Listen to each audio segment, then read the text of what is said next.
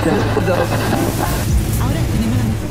nós estamos vivendo hoje é que o homem deixou de ser o centro do mundo. É uma tristeza que os governos, inclusive, deixem a geografia um pouco marginalizada. Mas o grande problema é porque o poder é monolítico e o conhecimento é frágil.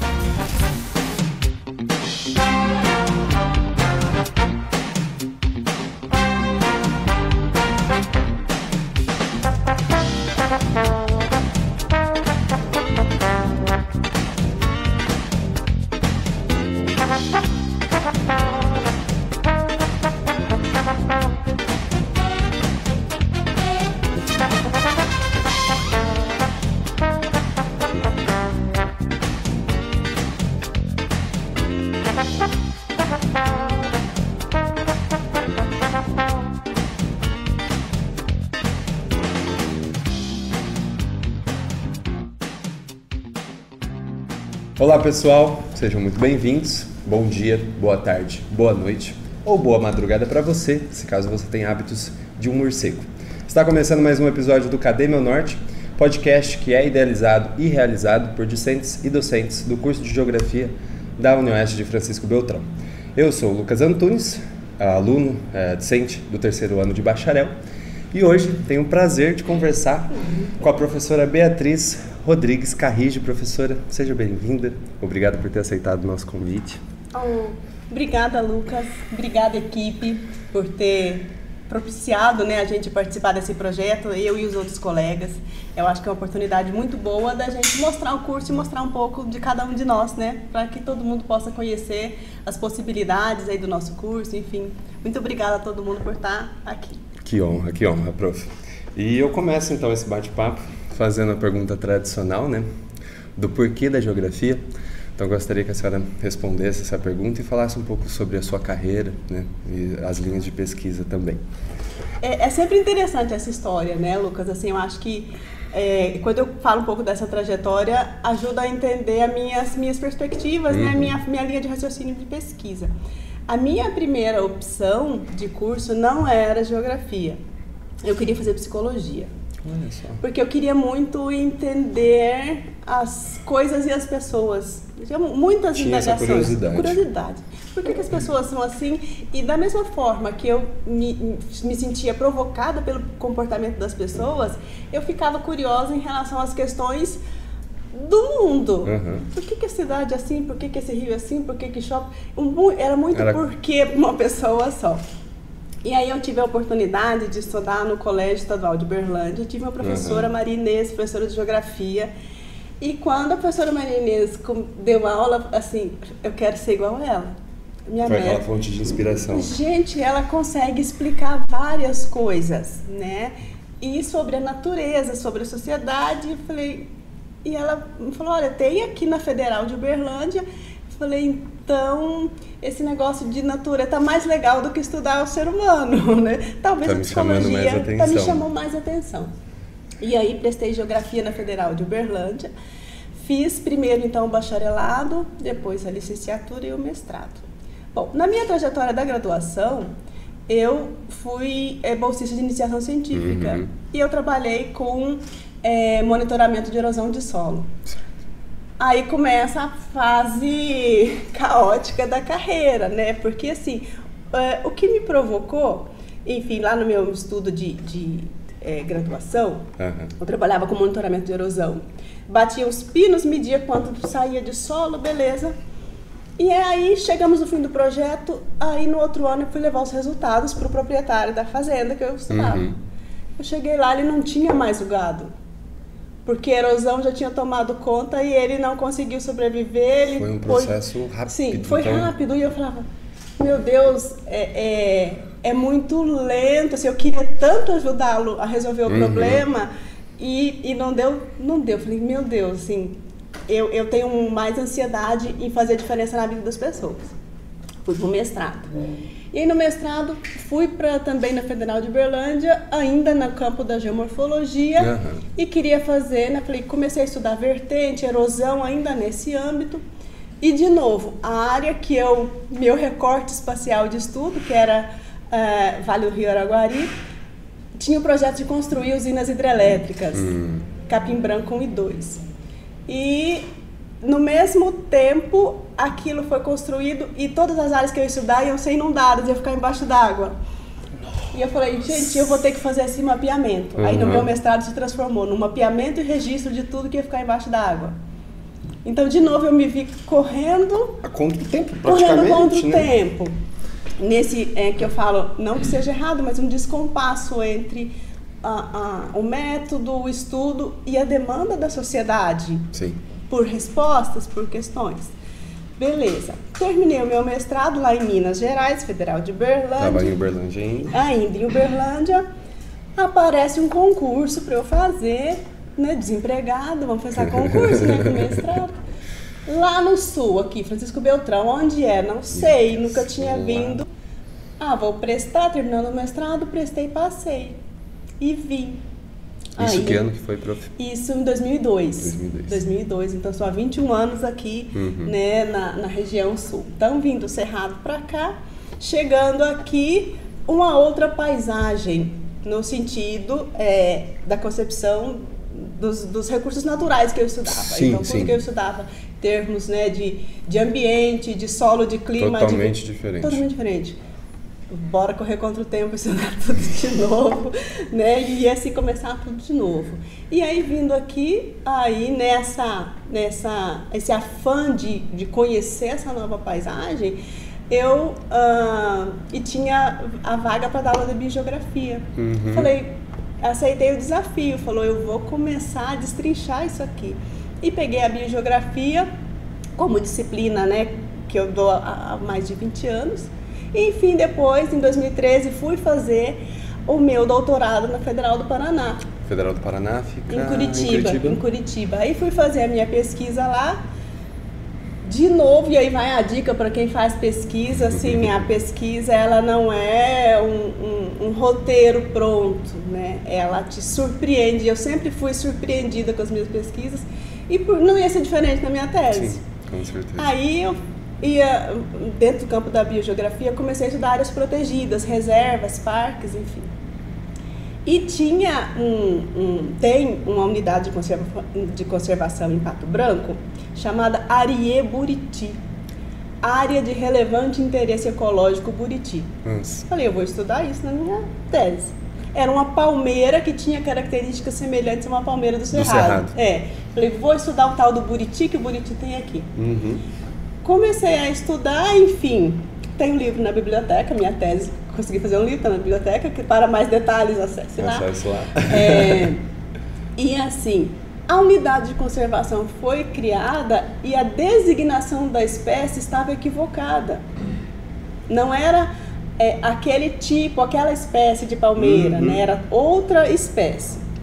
Obviamente, na época da criação, não se tinha recursos científicos para ter a certeza que se tem para falar, geneticamente falando, não, essa palmeira tal, porque são muito semelhantes. E aí na minha tese, então, eu peguei flores e frutos, fui fazer um trabalho no herbário em Curitiba, no Museu Botânico, e enfim, conseguimos recatalogar. E aí eu pensei de novo, como é que se cria uma área protegida sem ter essa certeza. Se é ou não.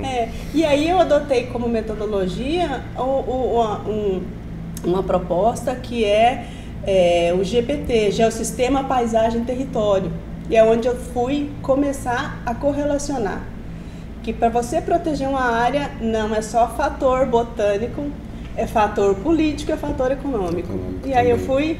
Então, assim, a minha trajetória, ela é cheia desses porquês. E aí eu segui, assim, não me desvencilho dos porquês. Eu acho que para tudo a gente tem que alimentar. Tem que alimentar, dúvidas, sim. Tem que alimentar. Prof, que bacana a senhora falando isso, né? E desse interesse lá no início da psicologia, que, ou seja, já tinha essa curiosidade de se entender os seres vivos, né? Eu acho que só que a senhora foi, então, para os seres vivos de uma forma geral e, né, não ficou somente no humano.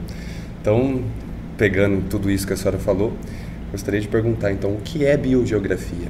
Quais as funções da biogeografia? A biogeografia, assim, pela a formação, né, a etimologia da palavra, é o estudo da distribuição dos seres vivos.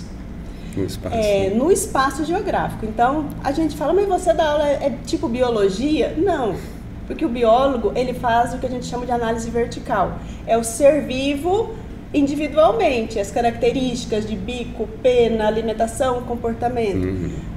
Nós, da geografia, vamos estudar as características de um ambiente para que aquilo origine determinadas distribuições de seres vivos.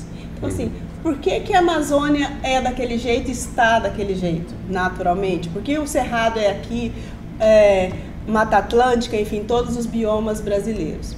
E o que a gente vai, né, discutindo nessa questão da biogeografia é, quando você está viajando, você não passa abruptamente, né, assim, ó, até aqui é Cerrado, daqui em diante é Mata Atlântica. Né? Mudança brusca não existe, tem né? mudança brusca.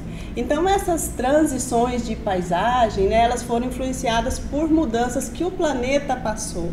Então, uma hora as florestas se movimentam, uma hora você vai ter um clima mais quente, hora climas mais amenos, e isso vai regulando ao longo do tempo geológico essa distribuição dos seres vivos. E a gente vai buscar esse entendimento, não somente na sua característica em si, mas, enfim, o que podemos fazer para conservar o que ainda nos resta. Então, entender o que existiu e ver o que podemos fazer quando a gente for planejar daqui em diante. Eu falo com os meus alunos, falo, olha, eu vou fazer um trabalho de campo, eu mostro um mapa aqui na sala de aula, e quando eu vou sair a campo, eu falo assim, olha, aqui tinha uma floresta estacional, aqui tinha uma floresta de araucária, porque de fato o enxergar essas paisagens naturais hoje é cada vez mais raro. Sim. Então a biogeografia hoje ela nos provoca nesse sentido. Né? Pois é, professora. E pegando disso também, quais que são esses elementos que distinguem, né? Esses elementos, no caso, que interferem nessa composição da paisagem. A gente sabe que tem o elemento clima, que é um dos acho que talvez um dos maiores fatores, assim, né, que muda nessa questão da composição da paisagem, a vegetação também automaticamente, o relevo também muda, prof? Assim, você, né, Lucas, que é das artes aí, da cultura, o que a gente tem é a formação de um cenário, são composições que vão originar o ser vivo. Então, obviamente, no campo da geografia, a primeira influência que a gente vai ter, o primeiro duo de influência é geologia e clima. Certo. Porque você vai ter um substrato e um clima atuando nele. Esse clima atuando nessa composição de rocha vai dar o quê? Tipos diferentes de solos. Que, por sua vez, também podem variar conforme inclinação de terreno. Então, se é uma montanha, né, vai ter mais pedra, se é uma área mais aplanada, vai ter mais deposição. E aí, esse conjunto clima, geologia, dando origem a solo, a gente vai ter possibilidades de vida.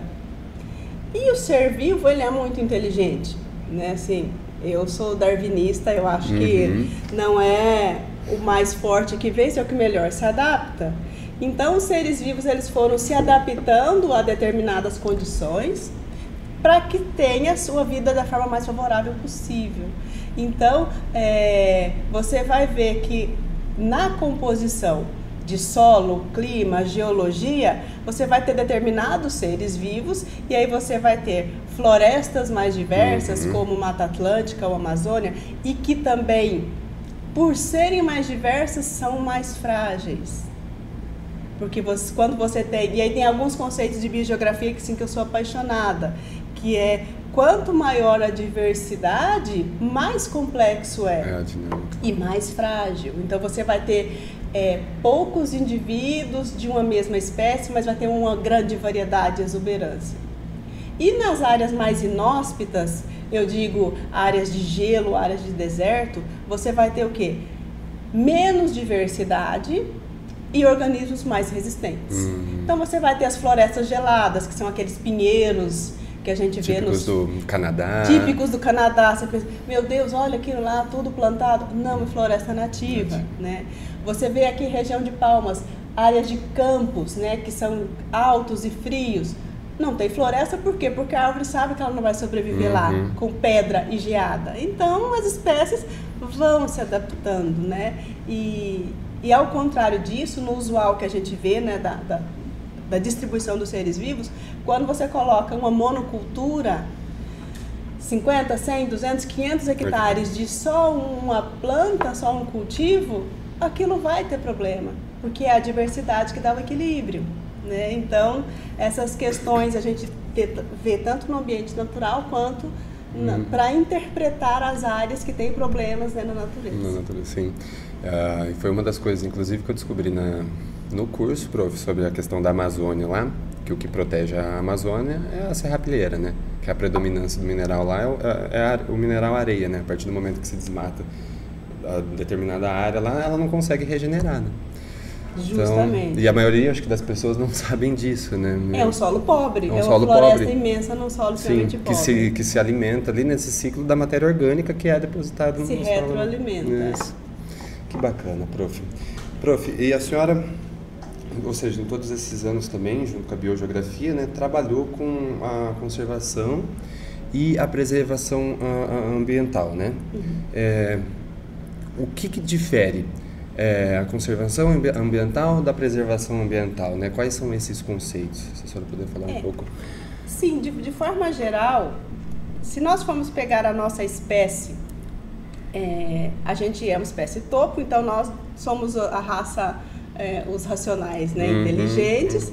Então, assim, nós temos possibilidades de nos relacionarmos com o meio. Uma possibilidade é eu conservar. Essa conservação, ela vai prever o quê? O uso racional do recurso natural. Ou seja, eu posso ter uma área verde e ter algum benefício, e aí, em se tratando de ser humano, benefício financeiro. Com certeza. A gente não consegue aqui, quem dera se todo mundo entendesse o valor intrínseco de uma sombra, de um frescor, de um ar, de um pássaro, mas não é essa a questão que está posta aí na sociedade. Eu posso então ter uma área conservada e aí eu vou ter um manejo possível de ser realizado. Coleta, extração de frutas, uso para turismo, uso para educação, enfim. E tem as áreas, no conceito de preservação, são áreas que não são permitido o uso, que é áreas que teriam que ser, de fato, isoladas, talvez até fisicamente, cercadas, mas assim, que não se permitia, não poderia se permitir o uso. Então, esses são os dois grandes princípios. Para tentar resguardar isso, a sociedade, ela institui, no século retrasado, 1800 e pouquinho, a legalidade dessas áreas, né, criando áreas protegidas. Mas eu quero deixar bem claro que isso não é da nossa cultura, isso existe há 5.000 anos antes de Cristo, onde as primeiras civilizações, elas perceberam quando você... Resumindo, né, para encurtar isso, quem quiser saber mais, assim, tem muita informação enriquecedora do ponto de vista do comportamento da sociedade em relação aos recursos naturais. É divino de se estudar. As sociedades compreenderam assim, olha, a partir do momento que eu consigo cultivar, se eu preservar essa área, eu posso ter mais recursos se essa área estiver preservada. O nômade não, ele cultivava e ele saía, meio que ele usava, explorava e saía. Quando se percebe, não, se eu garantir, né, se eu cuidar bem dessa área, eu posso não ter que me deslocar e me manter aqui, então eu vou ter fruta se eu plantar e cuidar da árvore, eu não preciso sair procurar outra árvore, eu vou ter essa aqui. Então, essa lógica, ela veio nesse sentido de sobrevivência e depois o homem ele começa a criar legislações para garantir institucionalmente essas áreas para proteção. De proteção. Prof, trazendo então para um âmbito mais local e regional, aqui no sudoeste do Paraná, se tem essas áreas de conservação ou preservação ambiental atualmente? Assim, nós temos, né, vou ter que falar um pouquinho aí do viés teórico, que assim, existe a parte legal das áreas protegidas, onde se tem duas categorias, proteção integral ou uso sustentável.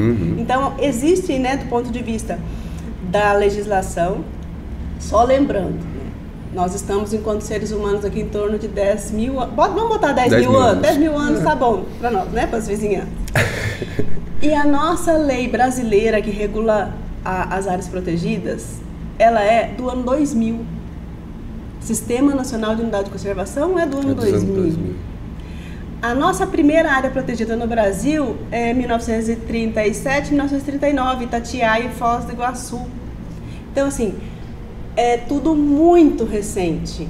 Se destruiu muito, e depois se tenta preservar. Vamos trazer para o sudoeste do Paraná? Ocupação recente, né? Se a gente for ver aí, ocupação, né, pelas colônias e tal, década de 50, década de 60. A estratégia de ocupação era retirada de floresta, madeira, para poder limpar o terreno, e essa madeira fazer as casas de madeira, tudo de madeira. Então, foi feita uma retirada muito grande de ambientes florestais e ficou alguns remanescentes. Mesmo assim, por conta do relevo, a gente ainda tem muita área de mato. Quem é do interior tem as perambeiras cheias de mato, mesmo, né? Vegetação nativa, mas que não estão regularizadas, averbadas. Então, às vezes, você vai falar com o proprietário, ele vai falar assim, não, eu tenho uma reserva. Ele tem uma área verde, mas ela não está averbada, então, oficialmente, ela não existe. Do ponto de vista legal, a gente vai ter aqui no sudoeste do Paraná, eu não vou lembrar os números exatos, mas são 23 áreas protegidas, reservas do ponto de vista legal. 23. A gente tem RPPNs, que são reservas particulares de patrimônio natural, é onde o proprietário rural manifesta o seu interesse em preservar alguma floresta. Então a gente tem, se não me engano, 9 Coronel Vivida, tem Pato Branco, 2 em Pato Branco, 1 em Flor da Serra. E temos essa área em Pato Branco que eu estudei. Temos um parque estadual também em Pato Branco, que é o Vitorace. E é isso. As outras áreas que às vezes as pessoas confundem os conceitos, são as áreas de reserva legal por conta do Código Florestal, de ter que proteger margem de rio, ter que proteger encosta. Isso não é unidade de conservação, são áreas obrigatórias por lei. É outra regulamentação legal. E aí o que a gente que é da área, e aí quando eu falo que aquele meu anseio de estudar psicologia, ele aflora agora, que eu penso o seguinte, o ser humano, como é que ele vai se preocupar com aquela floresta que está lá a 200 quilômetros, se ele não é atento ao próprio corpo? Sim, ao próprio tempo. Ao seu tempo, assim, eu preciso cuidar, a água é vida, ninguém vive sem água. Você toma água? Toma água suficiente? Você sabe de onde vem a sua água? Eu vou beber água. Então, assim, se a pessoa ela não cuida de si próprio enquanto ser vivo, ela não vai ter a sensibilidade de cuidar da floresta. Ela não vai entender porque ela tem que preservar o boto que está lá a 1000 quilômetros, porque ela não cuida de si própria. Eu acho que esse senso, acho que mistura ali um pouco com a questão do egoísmo e a questão do senso de se perceber parte do todo, né, professora? Justamente. Eu acho que a gente tem essa dificuldade muito grande de se perceber parte do todo, que sabe que a nossa existência ela é permitível devido a inúmeras construções, de inúmeros seres que estão aí provendo a nossa existência. E que nós somos seres vivos como todos os outros. Eu tenho direito à vida, as outras espécies também têm direito à vida. E o equilíbrio garantiu isso por muito tempo. E aí, de um dado momento histórico para cá, a gente perdeu a mão. Tipo assim, nós somos a espécie principal, sim. E que se dane o restante. Então, assim, se eu tenho bastante ser vivo que eu não gosto, eu vou jogar um veneno, vou matar ele. E será que se os outros seres vivos que a gente tanto prejudica jogassem um monte de veneno em nós para acabar conosco? Então, assim, essa linha de raciocínio e que aí eu volto o olhar para a minha carreira e eu penso assim, a forma que eu tenho de contribuir para isso é mexer com vocês. Uhum. Eu tenho como meta plantar um monte de gente que pensem de forma diferente e que propaguem essa forma de raciocínio. Assim, você é um ser vivo responsável, responsabilize os seus pares, né? Para que a gente possa, na nossa escala de atuação, fazer a diferença. Exato, e aumentando esses nichos de informação. Né? Porque, querendo ou não, ótimo se você consegue lutar por uma bandeira do derretimento das geleiras. E o que você faz aqui?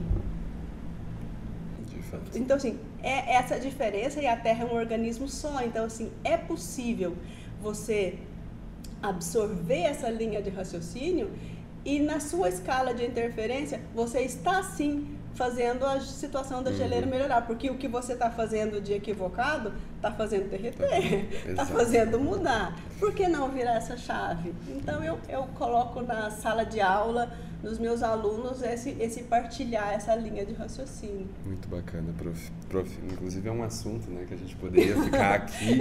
Eu gosto muito. Sim, de fato. A gente tinha mais coisas a falar, mas já estamos chegando no final já do nosso bate-papo. E queria perguntar se a senhora tem as considerações finais, gostaria de indicar alguma coisa, alguma leitura? Olha, considerações finais, assim, eu adoro esse projeto, eu estou à disposição, eu acho que é uma oportunidade da gente se conhecer, né, e da sociedade nos conhecer.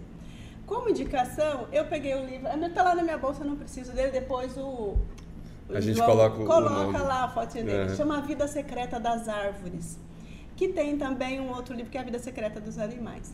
E é uma obra que, assim, ela mostra a capacidade de comunicação entre as árvores. E aí eu acho que eu fecho Micélio? Hã? Micélio? Sim, nesse sentido. E aí eu trago a minha consideração final nesse sentido. Uma árvore, um carvalho, uma faia, uma árvore de grande porte, se ela quiser, ela pega todo o nutriente para ela. Ela é enraizada, ela pega toda a água, ela pega tudo. Mas ela é muito esperta. Para ela, é mais eficiente que ela divida a água dela, que ela divida os nutrientes com os outros ambientes da floresta. Porque a floresta junto é mais forte. Se ela ficar forte sozinha, ela é um ser frágil. Eu acho que esse livro e esses vários exemplos diz muito pra gente, enquanto ser humano. Perfeito. É isso. Perfeito. Pessoal, conversei hoje com a professora Beatriz Rodrigues Carride. Prof, muito obrigado por ter aceitado. Obrigado por fazer parte também do projeto. Me dar coragem de estar aqui. Com certeza. Pessoal, é isso. Curta-se, inscreva-se, compartilhe esse vídeo. A gente compartilha memes na internet, mas também tem que compartilhar conteúdo, né? E ajuda aí também a divulgar o nosso curso, tá? Grande beijo e Obrigada, até. Tchau, tchau.